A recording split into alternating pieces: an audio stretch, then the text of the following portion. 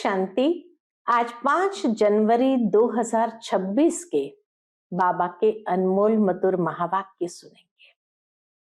आज की मुरली में बाबा हम बच्चों को बहुत सुंदर गुह्य ज्ञान की बातें सुनाते हैं और कहते हैं, बच्चे जैसे शरीर में आत्मा है, इसी तरह इस शरीर में आत्मा भी है तो परमात्मा भी विराजमान है। इनके बहुत जन्म के अंत में शिव बाबा ने आकर प्रवेश किया। हम बच्चों को श्रीमद् भगवत गीता का ज्ञान देने। बाबा कहते, मैं आकर तुम बच्चों को राजयोग सिखलाता हूं और पवित्रता सिखलाता हूं, जिससे तुम पावन देवता बन जाते हो और वहां प्रकृति भी संपूर्ण पावन है। जब देवताएं पावन है तो प्रकृति भी सुखदायी है। जब मनुष्य आत्मा तमो प्रधान बन जाते हैं तो प्रकृति भी नुकसान कारक बन जाती है। तो इसीलिए बाबा कहे, अब तुम्हारे अंदर वो सतो प्रधानता नेचुरल रूप में आनी चाहिए। तुम बच्चे पावन बनते जाओ और धीरे धीरे संसार के अंदर परिवर्तन होता जाएगा। तो सुनते हैं आज के बाबा के अनमोल मधुर महावाक्य। ओम शांति। मीठे बच्चे, बाप की श्रीमत से तुम मनुष्य से देवता बनते हो। गीता का ज्ञान और राजयोग तुम्हें संपूर्ण पावन बना देता है। आज की मुरली से प्रश्न है, सतयुग में हर चीज अच्छे से अच्छी सतो प्रधान होती है, क्यों? उत्तर है, क्योंकि वहां मनुष्य सतो प्रधान है। जब मनुष्य अच्छे हैं तो सामग्री भी अच्छी है, और मनुष्य बुरे हैं तो सामग्री भी नुकसानकारक है। मनुष्य का ही प्रभाव, वाइब्रेशंस चीज वस्तुओं के ऊपर भी आता है। सतो प्रधान सृष्टि में कोई भी वस्तु अप्राप्त नहीं है, कुछ भी कहीं से मांगना नहीं पड़ता। ओम शांति। बाबा इस शरीर द्वारा समझाते हैं, इनको जीव कहा जाता है, इनमें आत्मा भी है और तुम बच्चे जानते हो परम पिता परमात्मा भी इनमें है। यह तो पहले पहले पक्का होना चाहिए, इसलिए इनको दादा भी कहते हैं। यह तो बच्चों को निश्चय है, इस निश्चय में ही रमण करना है। बाबा कहते, इस निश्चय में ही रमण करना है। बरोबर बाबा ने जिसमें पधरामणी की है, वह अवतार लिया है, उनके लिए बाप खुद कहते हैं, मैं इनके बहुत जन्म के अंत के भी अंत में आता हूं। बच्चों को समझाया गया है, यह है सर्वशास्त्रमय शिरोमणि गीता का ज्ञान। श्रीमत अर्थात श्रेष्ठ मत। श्रेष्ठ ते श्रेष्ठ मत है, ऊंच ते ऊंच भगवान की, जिसकी श्रीमत से ही तुम मनुष्य से देवता बनते हो। तुम भ्रष्ट मनुष्य से श्रेष्ठ देवता बनते हो। तुम आते ही इसलिए हो, बाप भी खुद कहते हैं, मैं आता हूं तुमको श्रेष्ठाचारी निर्विकारी मत वाले देवी देवता बनाने। बाबा आते ही है हम बच्चों को श्रेष्ठाचारी निर्विकारी मत वाले देवी देवता बनाने। मनुष्य से देवता बनने का अर्थ भी समझना है। विकारी मनुष्य से निर्विकारी देवता बनाने आते हैं। सतयुग में मनुष्य रहते हैं परंतु दैवी गुण वाले। अभी कलयुग में है आसुरी गुणों वाले। है सारी मनुष्य सृष्टि, परंतु वह है ईश्वरीय बुद्धि, यह है आसुरी बुद्धि। वहां ज्ञान, यहां भक्ति। वहां ज्ञान का प्रारब्ध, यहां भक्ति। ज्ञान और भक्ति अलग अलग है ना। भक्ति की पुस्तक कितनी और ज्ञान की पुस्तक कितनी है? ज्ञान का सागर बाप है। भक्ति की पुस्तकें बहुत है, लेकिन यहाँ ज्ञान का सागर बाप है। उनका पुस्तक भी तो एक ही होना चाहिए। जो भी धर्म स्थापन करते हैं, उनका पुस्तक एक होना चाहिए। उनको रिलीजियस बुक कहा जाता है। पहले रिलीजियस बुक है गीता, पहला रिलीजियस बुक है गीता, श्रीमद् भगवत गीता। यह भी बच्चे जानते हैं पहला आदि सनातन देवी देवता धर्म है, न कि हिंदू धर्म। मनुष्य समझते हैं गीता से हिंदू धर्म स्थापन हुआ, और गीता गाई है श्री कृष्ण ने। गीता से ही हिंदू धर्म स्थापन हुआ और गीता गाई है श्री कृष्ण ने, ये मनुष्य समझते हैं। कोई से पूछो तो कहेंगे परंपरा से ये श्री कृष्ण ने गाई है, कोई शास्त्र में शिव भगवान वाच है नहीं। श्रीमद श्री कृष्ण भगवान वाच लिख दिया है, श्रीमद श्री कृष्ण भगवान वाच लिख दिया है। जो गीता पढ़े होंगे उनको सहज समझ में आएगा। अभी तुम समझते हो, इसी गीता ज्ञान से मनुष्य से देवता बने हैं। जो अभी बाप तुमको दे रहे हैं, राजयोग सिखा रहे हैं, पवित्रता भी सिखा रहे हैं। काम महाशत्रु है, इस पर ही तुमने हार खाई है। बाबा कहते काम महाशत्रु है, इस द्वारा ही तुमने हार खाई है। अब फिर उन पर जीत पाने से तुम जगत जीत अर्थात विश्व का मालिक बन जाते हो। ये तो बहुत सहज है। बेहद का बाप बैठ इनके द्वारा तुमको पढ़ाते हैं। वह है सभी आत्माओं का बाप, यह फिर है बेहद का बाप मनुष्य का। नाम ही है प्रजापिता ब्रह्मा, यह है बेहद का बाप मनुष्य का, और शिव बाबा है सभी आत्माओं का बाप। तुम कोई से भी पूछेंगे ब्रह्मा के बाप का नाम बताओ तो मूंझ पड़ेंगे।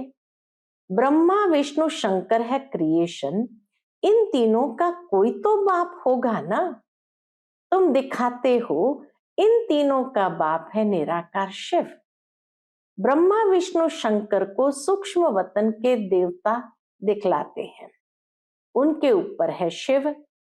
बच्चे जानते हैं शिव बाबा के बच्चे जो भी आत्माएं हैं उनको अपना शरीर तो होगा, वह तो सदैव निराकार परमपिता परमात्मा है जिनको अपना शरीर नहीं है। बच्चों को मालूम हुआ है निराकार परमपिता परमात्मा के हम बच्चे हैं। आत्मा शरीर द्वारा बोलती है परमपिता परमात्मा। कितनी सहज बातें हैं। इसको कहा जाता है अलफ बे। पढ़ाते कौन है? गीता का ज्ञान किसने सुनाया? निराकार बाप ने। उन पर कोई ताज आदि है नहीं, वह ज्ञान का सागर बीज रूप चैतन्य है। तुम भी चैतन्य आत्माएं हो ना। सभी झाड़ों के आदि मध्य अंत को तुम जानते हो, सभी झाड़ों के आदि मध्य अंत को तुम जानते हो। भल माली नहीं हो परंतु समझ सकते हो कैसे बीज डालते हैं, उनसे झाड़ निकलते हैं। वह तो है जड़ झाड़ और यह है चैतन्य। तुम्हारी आत्मा में ज्ञान है और कोई की आत्मा में ज्ञान होता नहीं। बाप चैतन्य मनुष्य सृष्टि का बीज रूप है, तो झाड़ भी मनुष्य का होगा। यह है चैतन्य क्रिएशन। बीज और क्रिएशन में फर्क तो है ना। आम का बीज डालने से आम निकलता है, फिर झाड़ कितना बड़ा होता है। वैसे मनुष्य के बीज से मनुष्य कितने फर्टाइल होते हैं। जड़ बीज में कोई ज्ञान नहीं है, ये तो चैतन्य बीज रूप है। उनमें सारे सृष्टि रूपी झाड़ का ज्ञान है कि कैसे उत्पत्ति पालना और विनाश होता है। ये बहुत बड़ा झाड़ खलास हो, फिर दूसरा नया झाड़ कैसे खड़ा होता है, यह है गुप्त। तुमको ज्ञान भी गुप्त मिलता है, बाप भी गुप्त आए हैं। तुम जानते हो यह कलम लग रहा है। अभी तो सब पतित बन गए हैं। अच्छा बीज से पहले पहले नंबर में जो पत्ता निकला वह कौन था? सतयुग का पहला पत्ता तो श्री कृष्ण को ही कहेंगे, लक्ष्मी नारायण को नहीं। नया पत्ता छोटा होता है, पीछे बड़ा होता है। तो इस बीज की कितनी महिमा है, ये तो चैतन्य है ना। फिर पत्ते भी निकलते हैं, उन्हों की महिमा तो होती है। अभी तुम देवी देवता बन रहे हो, दैवी गुण धारण कर रहे हो। मूल बात ही यह है कि हमको दैवी गुण धारण करने हैं, इन जैसा बनना है। चित्र भी है, ये चित्र न होते तो बुद्धि में ज्ञान ही नहीं आता। ये चित्र बहुत काम में आते हैं। भक्ति मार्ग में इन चित्रों की भी पूजा होती है और ज्ञान मार्ग में इन चित्रों से तुमको ज्ञान मिलता है कि ऐसा बनना है। भक्ति मार्ग में ऐसे नहीं समझते कि हमको ऐसा बनना है। भक्ति मार्ग में मंदिर कितने बनते हैं, सबसे जास्ती मंदिर किसके होंगे? जरूर शिव बाबा के होंगे, जो बीज रूप है। इसीलिए भक्ति मार्ग में सबसे ज्यादा मंदिर शिव के हैं।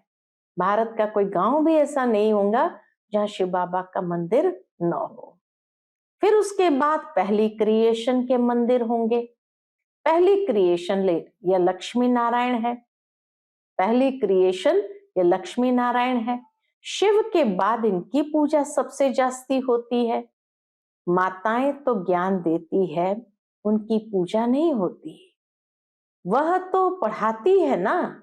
बाप तुमको पढ़ाते हैं, तुम किसकी पूजा नहीं करते हो? पढ़ाने वाले की अभी पूजा नहीं कर सकते। बहुत सुंदर बात बाबा ने कहा, पढ़ाने वाले की अब तुम पूजा नहीं कर सकते हो। इस समय जो टीचर्स बहनें हैं जो पढ़ाती है, बाबा कहे उन पढ़ाने वालों की कभी पूजा नहीं कर सकते। तुम जब पढ़कर फिर अनपढ़ बनेंगे, सतयुग में अनपढ़ बनेंगे, तब फिर पूजा होगी। तुम 100 देवी देवता बनते हो, तुम ही जानते हो। जो हमको ऐसा बनाते हैं उनकी पूजा होगी, फिर हमारी पूजा होगी नंबरवार। पहले पूजा होगी शिव बाबा की, फिर हमारी पूजा होगी नंबरवार। फिर गिरते गिरते 5 तत्वों की भी पूजा करने लग पड़ते हैं। शरीर 5 तत्वों का है ना, 5 तत्वों की पूजा करो या शरीर की करो, एक ही हो जाती है। यह तो ज्ञान बुद्धि में है। यह लक्ष्मी नारायण सारे विश्व के मालिक थे। इन देवी देवताओं का राज्य नई सृष्टि पर था, परंतु वह कब था यह नहीं जानते। लाखों वर्ष कह देते हैं। अब लाखों वर्ष की बात तो कभी किसको बुद्धि में रह न सके। अभी तुमको स्मृति है, हम आज से 5-4 वर्ष पहले आदि सनातन देवी देवता धर्म के थे। देवी देवता धर्म वाले फिर और धर्म में कन्वर्ट हुए हैं। हिंदू धर्म कह नहीं सकते, परंतु पतित होने कारण अपने को देवी देवता कहना शोभता ही नहीं। अपवित्र को देवी देवता कह न सके। मनुष्य पवित्र देवियों की पूजा करते हैं तो जरूर खुद अपवित्र है, इसलिए पवित्र के आगे माथा झुकाना पड़ता है। भारत में खास कन्याओं को नमन करते हैं, कुमारों को नमन नहीं करते। फीमेल को नमन करते हैं, कन्या पूजन होता है। मेल को नमन क्यों नहीं करते? क्योंकि इस समय ज्ञान भी पहले माताओं को मिलता है, बाप इनमें प्रवेश करते हैं। यह भी समझते हो बरोबर यह ज्ञान की बड़ी नदी है। ब्रह्मा बाबा ज्ञान की बड़ी नदी है। ज्ञान नदी भी है, फिर पुरुष भी है। यह है सबसे बड़ी नदी। ब्रह्मपुत्रा नदी है सबसे बड़ी, जो कलकत्ता तरफ सागर में जाकर मिलती है। मेला भी वहां लगता है, परंतु उनको ये पता ही नहीं कि आत्माओं और परमात्मा का मेला है। मनुष्य को ये पता ही नहीं कि आत्माओं और परमात्मा का मेला है। वह तो पानी की नदी है जिस पर नाम ब्रह्मपुत्र रखा है। उन्होंने तो ब्रह्मा ईश्वर को कहा हुआ है। दुनिया में मनुष्य तो ब्रह्म ईश्वर को कहा हुआ है, इसलिए ब्रह्मपुत्र को बहुत पावन समझते हैं, क्योंकि समझते ब्रह्म ईश्वर है, तो इसीलिए वह ब्रह्मपुत्र को बहुत पावन समझते हैं। बड़ी नदी है तो पवित्र भी वह होगी। ब्रह्मा बाबा बड़ी नदी है तो पवित्र भी जरूर होगा। पतित पावन वास्तव में गंगा को नहीं, ब्रह्मपुत्र को कहा जाए। मेला भी इनका लगता है, यह भी सागर और ब्रह्मा नदी का मेला है। ब्रह्मा द्वारा एडॉप्शन कैसे होती है, यह गुह्य बातें समझने की है, जो प्राय लोप हो जाती है। यह तो बिल्कुल सहज बात है ना। भगवान वाच, मैं तुमको राजयोग सिखलाता हूं, फिर यह दुनिया ही खलास हो जाएगी, शास्त्र आदि कुछ भी नहीं रहेंगे। फिर भक्ति मार्ग में ये शास्त्र होते हैं, ज्ञान मार्ग में शास्त्र होते नहीं। मनुष्य समझते हैं ये शास्त्र परंपरा से चले आते हैं, ज्ञान तो कुछ है नहीं। कल्प की आयु ही लाखों वर्ष कह दी है, इसलिए परंपरा कह देते हैं। इनको कहा जाता है अज्ञान अंधियारा। अभी तुम बच्चों को ये बेहद की पढ़ाई मिलती है, जिससे तुम आदि मध्य अंत का राज समझा सकते हो। तुमको इन देवी देवताओं की हिस्ट्री ज्योग्राफी का पूरा पता है। ये पवित्र प्रवृत्ति मार्ग वाले पूज्य थे, अभी पुजारी पतित बने हैं।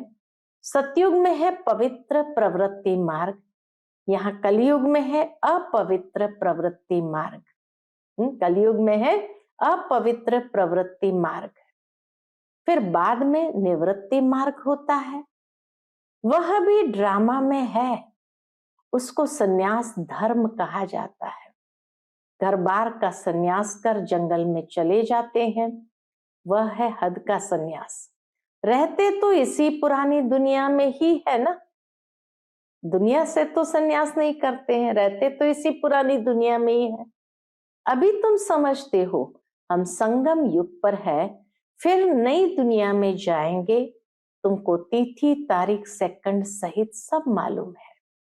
वह लोग तो कल्प की आयु ही लाखों वर्ष कह देते हैं, इनका पूरा हिसाब निकाल सकते हैं। लाखों वर्ष की तो बात को याद भी न कर सके। अभी तुम समझते हो बाप क्या है, कैसे आते हैं, क्या कर्तव्य करते हैं। तुम सबके ऑक्यूपेशन को, जन्म पत्री को जानते हो।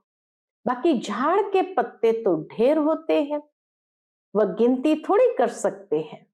इस बेहद सृष्टि रूपी झाड़ के कितने पत्ते हैं?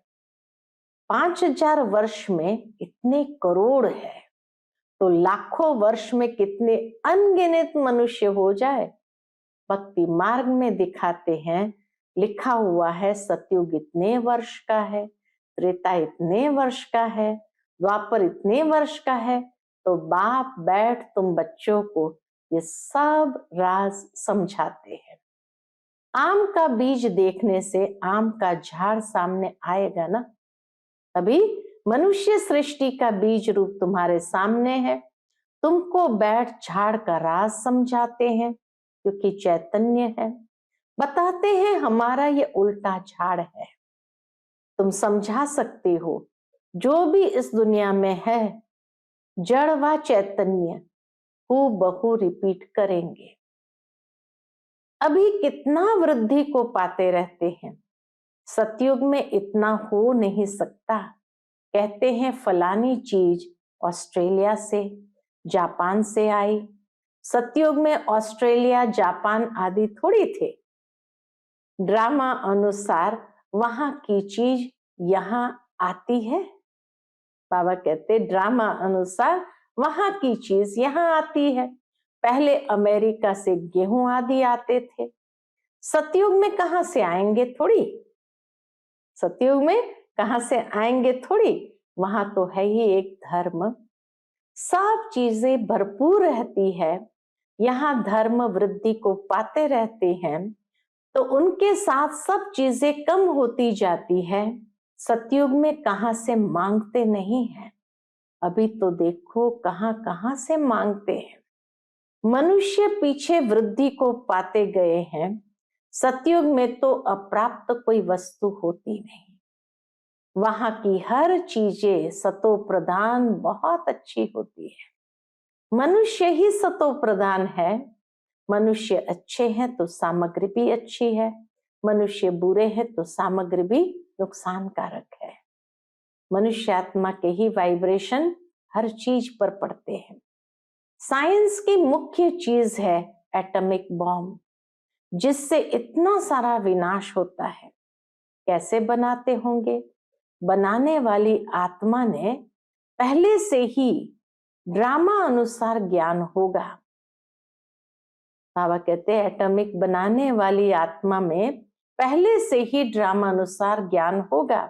जब समय आता है तब उनमें वह ज्ञान आता है, इमर्ज होता है।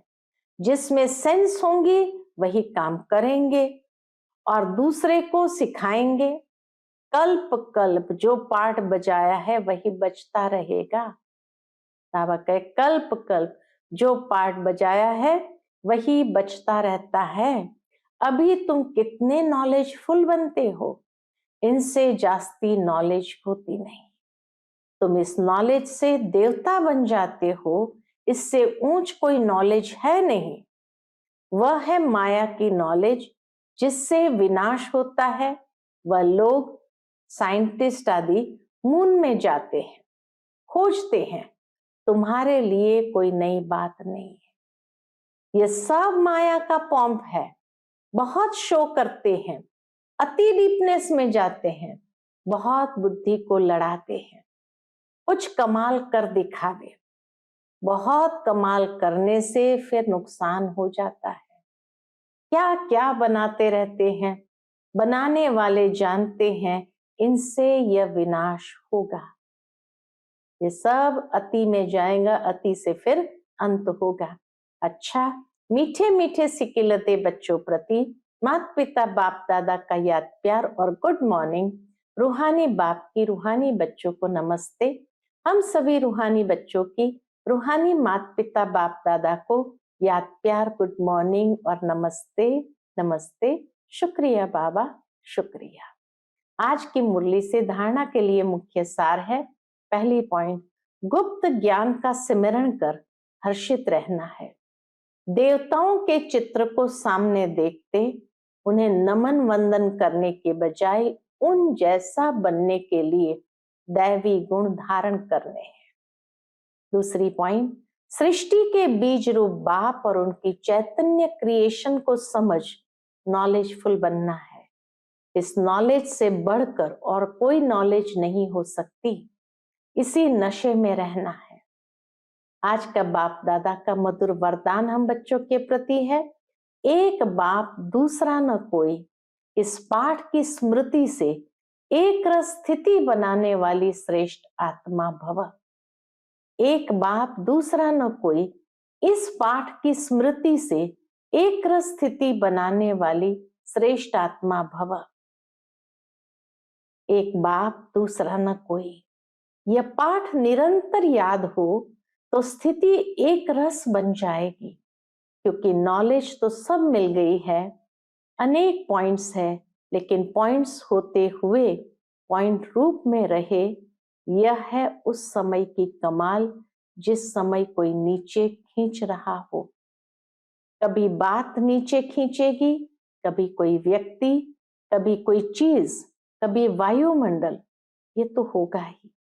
लेकिन सेकंड में यह सब विस्तार समाप्त हो, एक रस स्थिति रहे, तब कहेंगे श्रेष्ठ आत्मा भव के वरदानी। श्रेष्ठ आत्मा भव के वरदानी।